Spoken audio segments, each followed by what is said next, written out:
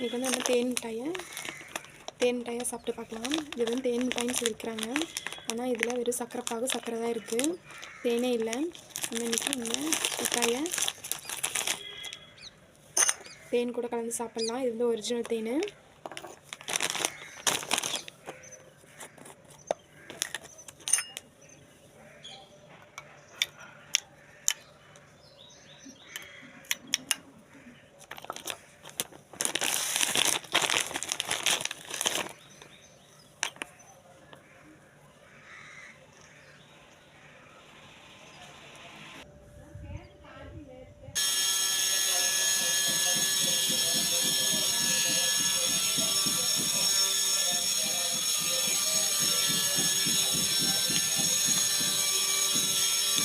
நம்ம டேஸ்ட்டு இதுதான் தேன் மிட்டாய்.